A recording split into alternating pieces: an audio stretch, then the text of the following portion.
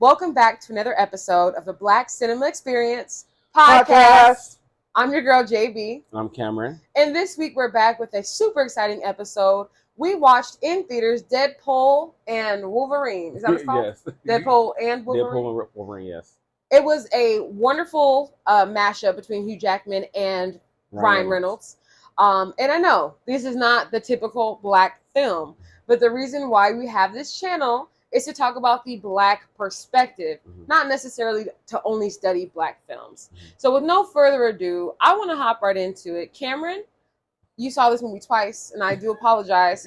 I apologize for making you see it twice, not that it was a bad movie or anything. I wanted to see it twice. Okay, so Cameron, tell me what your thoughts were on this movie, since you're now well-versed, you're an expert, you've doubled down on supporting the actors. Well, in my personal opinion, I'm joking now, professional opinion, no, seriously, I thought it was a really good movie. I thought it was funny, which is what we come for Deadpool in the first place. Right. Very funny movie. I mean, the overall plot is nothing special. I mean, It's just, somebody trying to save the world. We have a raggedy superhero who wants to be a superhero, and wants to save the world, have a supervillain. They beat him.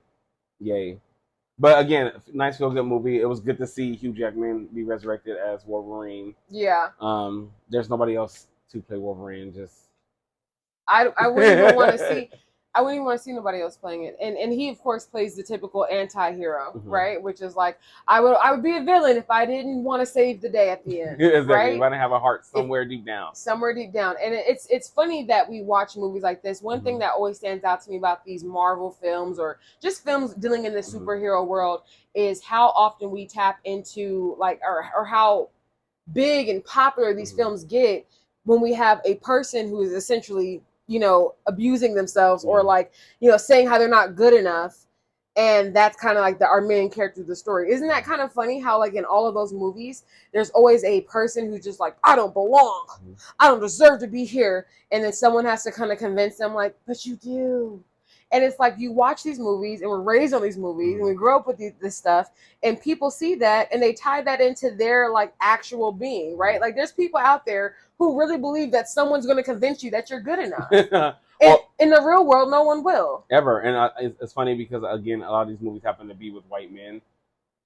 And I think that's a good perspective to look at it, because I feel like only white men are afforded the opportunity to, doubt on themselves, and then have everybody else come together and rally to build you up to be the superhero that you were called to be and save the world. In America. in America. Because in other countries, other cultures get together to uplift their people. Exactly. Through different rituals and traditions. In America, that is what that looks like, yes. Yeah. But I think it's an interesting perspective because, again, since a lot of these movies are becoming a lot more diverse, like this cast had a very diverse cast, and it seemed intentional, but also seemed like kind of seamless. Like, this is believable. Like, there should be a group of different people coming together to be friends. Like, it's very much possible, especially in the city. So I do appreciate that aspect, but that's just one thing I always notice about the Marvel cinematic universe. I'm a fan of Marvel for the fact that they do diversity well. Yeah.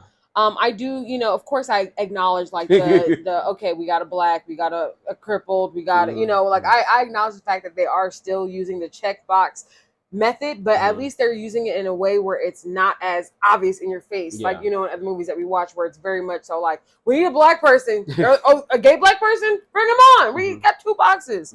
Disney's more so like that Marvel was more so like, okay, we're being inclusive of all of the different people, all of the different stories. Like, their history of movie making as far as Marvel and the whole, like, genre of that type of movie is diverse enough for them to bring in people from different backgrounds authentically, because they had the foresight to say, we want to have different cultures, different people, different ethnicities represented. So I do appreciate that about this movie. When it comes down to the storyline, I know you said nothing special, kind of glazed over it. But for me, it was less than nothing special. I fell asleep. I did. I fell asleep because there's a part where I was like, okay, so we're gonna watch this whole movie is just gonna be Wolverine and Deadpool fighting for nothing because they don't die. Yeah. They're just gonna keep fighting. There were so many fighting scenes with them too that were literally useless to any concept for this movie. We could have used that time that they spent all those different fighting scenes fighting each other, trying to create a storyline. You know, maybe something where there was something more interesting than what was happening. I'm not gonna lie to you, it was boring. I thought it was boring. But of course, with the writing, like with the jokes that were made, like with the things that did land, they landed. Yeah, they landed. There were some of the funniest lines that I've ever heard in a movie were in this film, and they were. I can't think about the dude's name, the one that plays Magic Mike. Channing Tatum. Sexy Channing Tatum. He played Gambit in the movie. Okay, so the Louisiana accent, come on. The Cajun, yeah. Who would have thought that they would have made the movie funny just by giving this nigga an accent? No, it was just funny to watch him talk like that. Just watching him talk like that was just so like wrong, so different world. You know what I mean? Where are we? That was funny. I think I like Channing Tatum as an actor, but it was funny to see him because apparently he was supposed to play Gambit way back when, but never got the chance. And a lot they did that with a lot of actors, obviously, throughout this movie, and making a lot of cameos, which they did say was going to happen. For this movie, which is hilarious. And again, I think this is just like one of those fluff movies for Disney to just make some money. Yeah. They know everybody loves Deadpool. We love Ryan Reynolds. We're gonna go see him. I've seen it twice, so like you know. I do love Deadpool. He is one of my like more favorite Marvel characters, but there was nothing to talk about in this film. Yeah. So we talked about dick stuff, sex stuff. Like she said, "Flick the bean," and I wasn't even expecting her to say that. I was like, "Is this?" She said, "Flick the bean." Yeah. Who's writing this? And it's like it's fine, but like part of the Marvel like world is being in that safe net of like, oh, we're safe. Like we're not doing too much. And like the amount of times that I saw people get clawed, scratched, hit in their dick. Yeah. That was a lot of times. Yeah. It was like, okay, we get it. Okay, we get it.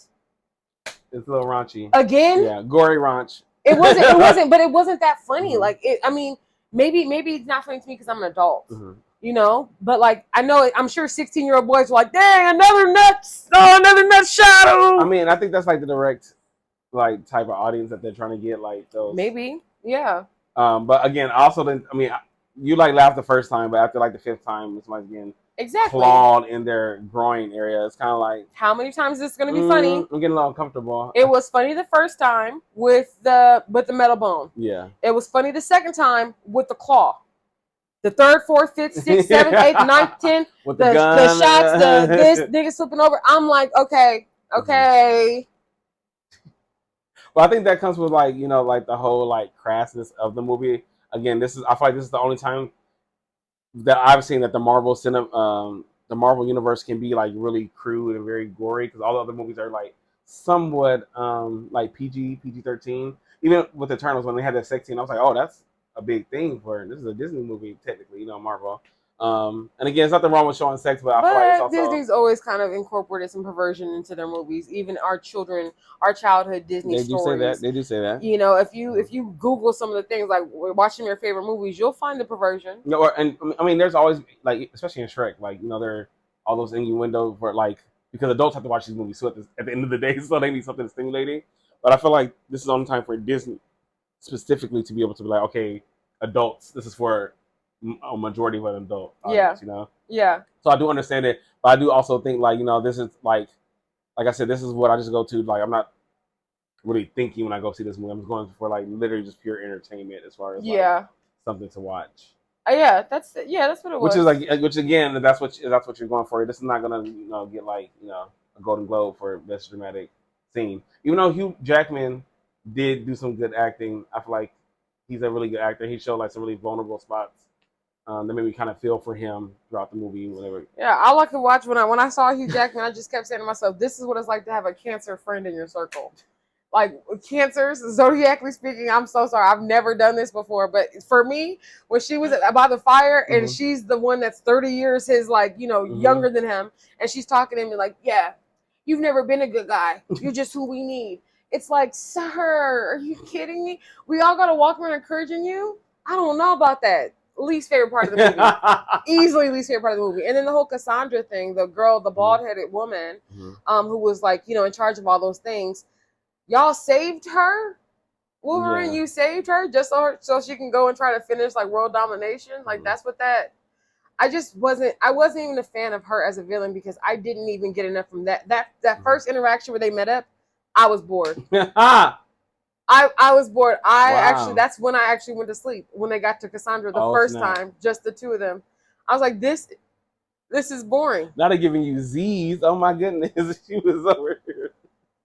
I woke up when they were in the car fighting, and I was like, I missed something. I mean, you didn't miss a lot. Again, Cassandra as a villain, it is a very interesting choice. The actress, I think, did a pretty good job with what she did. Yes, she did. But again, I just feel like it wasn't a fully developed story. Yeah. Again, and I feel like they just had to give something because this was such a huge iconic moment due to the Deadpool and Wolverine crossover. Yeah. And for them to just resurrect something new to get people interested back into Marvel because I feel like it's been a while. And everybody hasn't been excited for Marvel in a long time. So, but mind you, it takes months and months, if not years, to do all the animations and the FX on films like this. And then they had all those little jabs towards Fox, which I thought was hilarious. That was too sweet. If you pay attention, you'll see that they definitely shade Fox the entire movie. It was like, you guys really had a lot of time, but you didn't have the time that you needed to make the script stronger. All of the time it took you to do the animation, to complete this, and to do the costumes, etc. But you didn't have the mindset to create a good, solid storyline that people actually want to hear about. One where we could actually root for something. I mean, his little headway, and maybe because I'm a lover girl, but the headway that he made with the girl of his dreams or whatever, it didn't do it for me. Yeah. It was the same exact spot that he left off in. I don't want to see that love story 20 more times. I want to see you progress.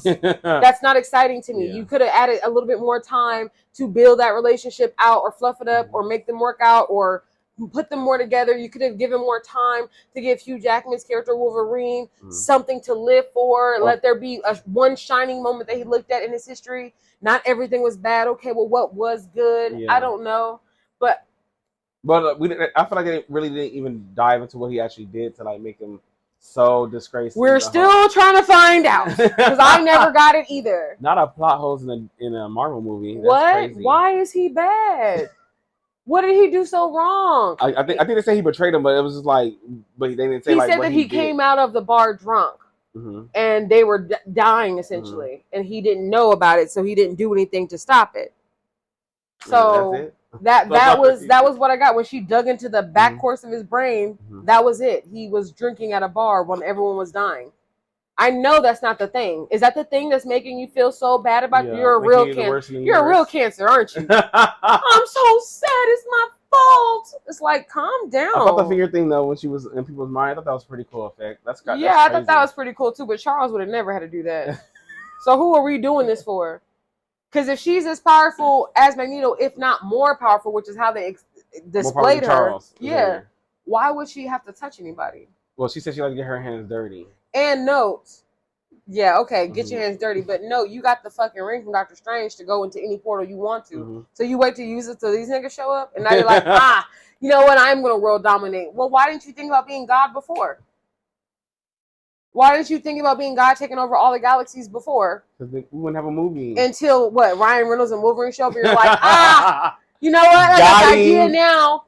I am the smartest, most powerful creature that exists, but I didn't have the idea to leave. Even though I killed the person who could hop galaxies and timelines, I didn't have the idea to leave until you two showed up. You really are reading this movie. But I mean, these are the preguntas.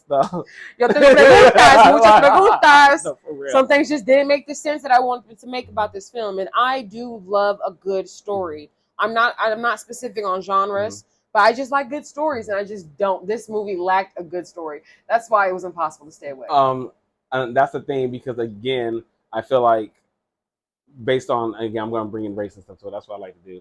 But like based on like different like criteria, do you think we can have black actors with a script like this and with a budget like this and a movie like this and still do as well as something like Deadpool?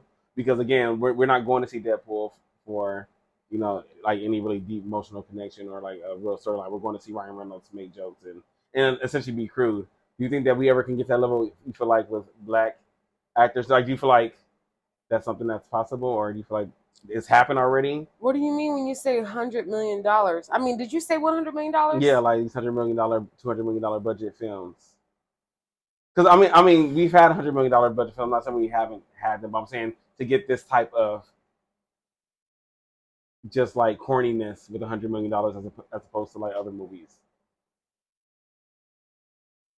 That's a really good question, Cameron. And the reason why I can't answer it 100% is because, Black people are going to do Black people things. We're going to incorporate Black stuff. Um, and that Black stuff is not going to be relatable to everyone.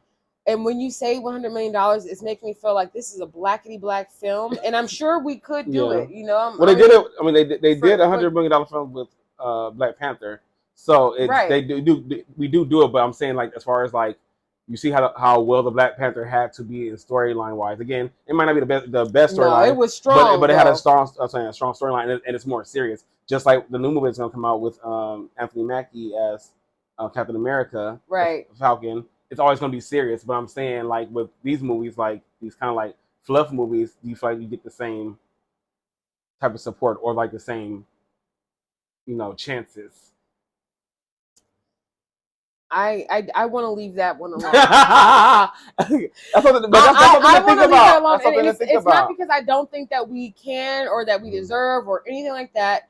I think that we absolutely could get to that level where we have $1 million budgets and we are doing things like that. But more questions I have. Are we explicitly Black? Is this because Marvel, that was just a very it was culturally diverse. There was every race represented. You had people with disabilities represented. But at the end of the day, the main character is always gonna be the straight white man. In Marvel, but literally everyone. If the question is, can we have that a Black man be? But the thing is, the thing is, again, because I'm saying we're saying that from the Black experience. And I do understand, like, yes, everything's not gonna have to be all Black, but I'm saying I feel like in these movies that we still get the underlying message always that yes, it's gonna be diversity, but it's gonna be white. It's gonna be a white male at the top. And if it's not a white man, it's gonna be a white woman. But regardless. That's why they made this movie with a Black woman at the top. Think about who the big boss was. In the timeline, yeah, but she's Woonbi. Oh, is that Woomy? Woomy. My thing is, but she might be at the top, but is she really at the top? Well, according to the storyline they're trying to give us, she's Big Daddy. She's Big Daddy. She's Big Daddy, but she didn't know people was over here doing all this stuff on the side and everything. And almost that's because white man is sneaky. Okay, and she was over there. But she couldn't do anything. She had to have the white man come save her. Is she Big Boss? Okay, Big Mama. Don't get it twisted. Marvel, they want the Black woman to be perceived. I mean, think about the Joker stuff. With the isn't it Viola that they use for Joker? The Joker, like the franchise. Yeah, but that's DC. Oh, but DC. Viola, yeah. But still, that's why it's kind of hard to answer this question because if you're looking at it from like an outsider, right? If you're not a Black person in the film, you're a white person in the film, right? You're watching it. You see who's the big boss? It's a Black person. You know what I mean? Who's a character that makes the film better? Wesley Snipes with his one-liners. Blind Al with her commentary. You know what I'm saying? These are people who make the film a better film. So when you say things like, do you think that we'll have that? Well, I guess in a way we kind of do because, I mean, if there's 10 main characters and there's at least 3 Black, I mean, we're taking a good portion of that. I mean, nice, but who's getting the majority of the movie? They're not making as much as Hugh Jackman and Ryan Reynolds. No, they're not. But again, I'm not saying it's necessarily a bad thing. I'm just saying when will we perceive it? Because I feel like the thing is, in my mind, especially with film, everything is intentional. And even when it seems like I don't think people are doing it on purpose, like we have to keep these white males, but it is essentially kind of on purpose because again, we live in a majority of a country where it's still majority white people. Yeah. And I think it's crazy to me that no matter what. The biggest players, the biggest game changers are always white men. Still. I think that's coming to an end. I think that's a phase that I'm not personally checking for it because it's coming to an end because the whole world at this phase, don't want to be political, but the whole world at this phase is kind of like pandering more towards Black people, Black women. That's why we have so many like black women in roles like now that they would have never gotten before. That's why we see black women in the power position in these movies, because we are the safer, less threatening replacement for a white man. Like a black woman doesn't threaten a white man's ego. So they're okay with seeing black women on top. Are we ever going to get to a part where we see black men in these positions, in movies, in these roles?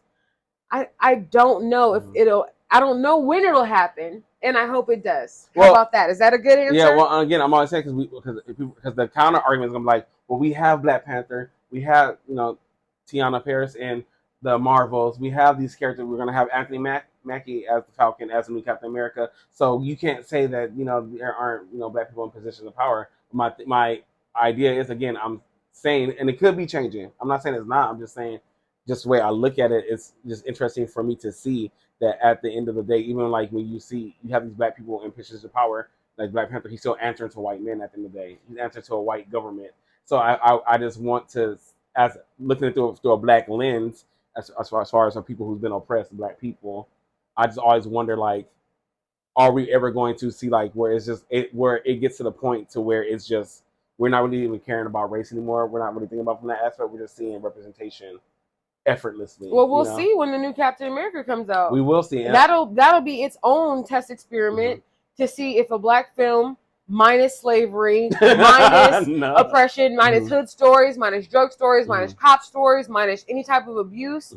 You know, it'll be our opportunity to see how we do in that space, in that arena, without it being an all black film. Yeah. Without it being like Black Panther was an all black film, essentially, outside of the one white man and like the other few small white characters.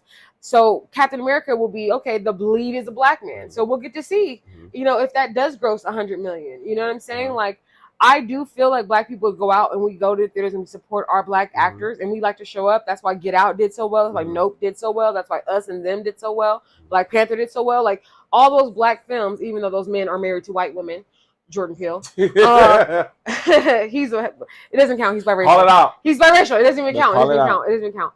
But all I'm saying is that, yeah, we can make the money. That's what, long story short, yes, we can make the money. Is that one of our stories? Is that a story that we would tell? No. But you know what movie's gonna make some money? That new Pharrell movie with the Legos. Absolutely. That movie might be the one that grosses $100 million. So it's like we do have the money. We definitely have the money to show up and show out for black people. I just feel like if we were to do it, we couldn't be so careless. Yeah. Marvel is at the point now where they're so big, they can be as careless as they want to be with these stories. Yeah, with certain people though. Yeah, well, of course, with their golden children, the Blake Livelys and the Ryan Reynolds, etc. They can be as careless as they want to be. Even Jennifer Garner. How do you? So you saw Jennifer Garner. Yeah. How do you feel about her in this film? As her lecturer, I liked it because, well, I liked it too. The thing I liked the most, because obviously seeing, you know, Wesley Snipes, Jennifer Garner, seeing all these other characters, seeing Chris Evans as the Human Torch, or I forget his name, from Fantastic Four. It's like, it's so much nostalgia because we saw these movies when we were young. They're like, I want to say almost 20 years old. They are. So you're like, oh my gosh, I was literally a certain age when I saw these movies. So it's like, I was also a certain age when I saw the movies. I was just more, you know. So weird. What? It's crazy. I remember being 1 month old watching these movies. That's so weird. Because I think I was at least 10. I don't know. That's crazy. It couldn't have been me. Yeah. Okay. But no, just seeing like these characters, it brought, like, you know, it awakened like that nostalgia in you. So that's what I think a lot of people got from it, and I'm all for it because, again, seeing these other movies that low-key paved the way for Marvel to be where it's at now, it's pretty cool because we used to all watch X-Men movies, you know, and those were like the superhero movies, you know. Yeah. I mean, I'm specifically asking you about Jennifer Garner though. Do you like Jennifer Garner as an actress? I do, because I like 13 Going on 30. I love her. And people always give her so much slander. And she's one of my favorite white girls to see on TV. But acting skill-wise, Jennifer Garner, I said but. You heard the but. Yeah. She's in the same category to me as Paula Patton, though. Like, you are great to look at, but I don't really care that much about how you're... I think she was slicing and dicing. She was doing her little... And you have to think she's like an older woman too, and she looked great. And she looked great. Looks amazing. Like You said an older woman. That's so interesting. No, I'm saying because people have such a stigma towards older women. They do, and that's the thing. Like seeing an older woman be able to hold her own and still be like beautiful and like athletic. I think that's amazing. Yeah, I think she's killing it. And her like showing her like we still can do this. Yeah, I agree. I love seeing her in the film. Mm-hmm. I love seeing that. I love seeing Wesley Snipes.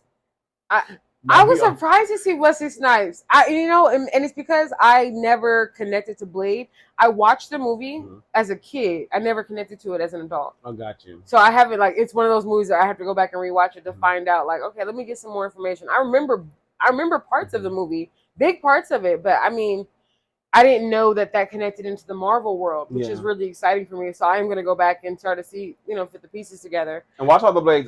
Again, people don't like Did you say all the Blades? It's 3 of them. I personally still watch the second one. That's one of my favorite ones. I would literally watched it a couple months ago because it's. I just didn't expect there to be more than one. Yeah. There are multiple. Yes, 1, 2, and 3. And that's exactly why I do not make it a priority to remember every movie and remember everything. It's like come on, it's too much. That's why you got me. Yeah. Yes. Because I feel like that being, I think it is the first Marvel movie and it being a main black character. And the first one I feel like was pretty black. Yeah. Because he had a black love interest. Yeah. Which again was a black love interest is rare. Exactly. So I mean, you gotta call it like it is. It is. And so seeing it progress, and then they're about to remake Blade again with Mahershala Ali. Yeah. What? He's gonna be the new Blade. Oh my god! Which is why I feel like Wesley Snipes was throwing a little bit of shade in this movie. Like I'm the only Blade, but it's like nah. Yeah, he did say, "Look at you." No, my brother, you're not the only one. Okay. Love that, Cameron. Really do love that. All right. Well, with no further ado, overall score. I'm gonna ask you something I usually don't. How would you rate this film on a scale of 1 to 10? 10 being the best, 1 being the worst. What number would you give this movie overall for your crowds? This is like our own Rotten Tomatoes version of a score. But I want to know, 10 being the absolute, this movie did no wrong by me. 1, this movie did everything wrong. What is your number for this film? I'm going to give it a solid 8. I'm giving it a 6. I'm glad that we had that conversation. Absolutely. Is there anything on the blackness scale? What I'm talking about? No. What's the black scale? I want to hear it. On the blackness, for me, it's gonna be like a 3, 4. On the blackness scale, as far as my value with the black characters, I'm gonna give that an 8. Okay. I love Blind Al. We love Blind Al, but she had 15 lines out of this 8-hour movie. I'm joking. I was only awake when she spoke. I was like, there she goes again. She's funny. Her shit funny because an old grandma type black woman, everyone's expecting you to be one way, and then she come out just cursing and wanted to do the devil. She called it the devil's dandruff. Yeah, she wanted to do drugs, and I could respect that. And I really did like the incorporation of that because people have in their minds this is why I like Marvel. Mm-hmm. This is here's me being true and honest. Okay. I like Marvel films because they allow people to have a story outside of a woman and a man get together and they get married and then they have kids and a family. Now, that is the underlying, we hope that this happens one day. Mm-hmm. We hope that they become a family one day. We do want that. Mm-hmm. That is the goal. But they are showing you people living in other realities. Yeah. Him, although it's just a joke, but him living with Blind Al and that being his roommate and her being just having a disdain for him and him joking with her and loving her. That is what we need to see more of because in the real world, we have different living situations. Yeah. We got old people living with young people and people being roommates until they're 40 and 50 and some people are never getting married. And I just think it's important just to see the real world reflected in that without the guilt or shame of you're not a wife, you're not a husband, and I appreciate that about Marvel films because they don't make me feel like I'm missing something or like I'm broken for not having the, soulmate, like all the other movies, that come out, they really emphasize and then they were happily ever after. Yeah. You know what I mean? That is true. And one thing I do want to bring up before I go, and this is one of my grievances with Marvel as well. Mm-hmm. And again, I'm not trying to put down the inclusion, but I always think it's weird when they do the montages when they go to different universes and they're doing the different variations of these characters. And none of them are ever black. Again, out of the infinite amount of universes you choose, none of them can be black or Chinese. Well, we don't know. One of those Deadpools could have been. The Deadpool's okay. I'll give you an excuse for the Deadpools, even though the one woman was a blonde again, but it was Blake Lively, so I understand. But it was a blonde white woman. Yeah, some implied. dwarves, a baby. And again, yes, with the Deadpools, but with all the Wolverines. Yeah, all the Wolverines were white. Was a variant of a white guy. Again, the multiverse shit really it has always thrown me off since the moment that we started doing multiverses with the Spider-Man stuff. When we started seeping into that world, I knew that they were in over their heads, and they are. But Spider-Man does it really well though, because Spider-Man. I mean, again, it's a cartoon, but they do every if you think a universe, there's no aliens, like there's nobody with no tentacles. And again, obviously, you have a budget. I'm not saying anything, but just the fact that it's never like a black person. That never crossed my mind. Maybe it might be a Chinese person. There might be somebody that's Polynesian. Like he never crossed anybody else. He wants the blacks. He said there's not enough black multiverse options. That's what he said. Absolutely. I feel like the multiverse thing loses me altogether. So I've never even spent the time saying you need to have some black characters in this because I already have an issue with the fact that okay, this is a multiverse, but everybody. So for example, the Wolverine that they got, right? The Logan. We got Logan. We got the young girl. The young girl's like, you saved me when I was like this, blah, blah, blah. You were there for me. But then you have a whole bunch of other different versions of Logan that look different, that all look different.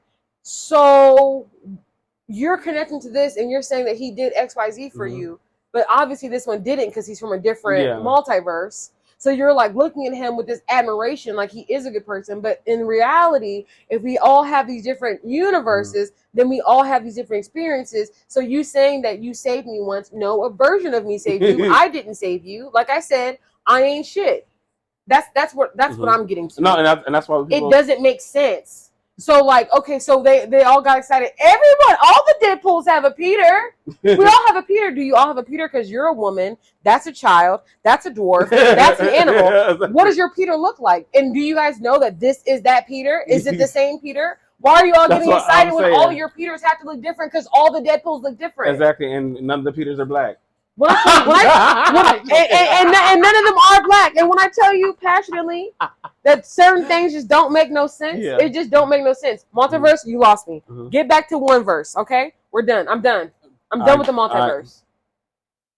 Until we can do a multiverse and not have the plot holes, then we're gonna do one verse. Okay, just one. Do Earth 616 or Earth 34, whatever the ones. They got two. They went too far. In a different timeline, he's a lot. We don't care. Any other comments you want to add to this movie, Cameron? Any other special favorites or least favorite moments that you wanted to put a cherry on top for this video? Oh no, I still enjoyed the movie. Again, I feel like being a black person in America, you have to take what you can get sometimes, and then you have to still enjoy yourself. Well, let's not say that. No, I'm saying as far as entertainment, like I'm not talking about like policy. I'm talking about. We're talking about entertainment wise. In a movie, exactly. It's a movie presented. It's not that big of a deal. Go ahead. Whatever. Yeah. Agreed. 100%. When I make my movie, it'll be a little bit different. The runtime also, special note, if Marvel is watching, the runtime doesn't need to be 3 hours or 2 hours or 2.5 hours. Movies used to be 90 minutes and we could bring that back, especially if we don't have a storyline. But that's all that I'll say. Yeah. I enjoyed it. Yeah, I watched it mostly. So that's all we have for you guys this week. Thank you for watching another episode of the Black Cinema Experience Podcast. Thanks for watching. Don't forget to like, subscribe, share this video, and feel free to comment. We'd love to have conversations and talk with you guys about the film, so feel free to interact with us. But thanks again for watching, guys. Bye.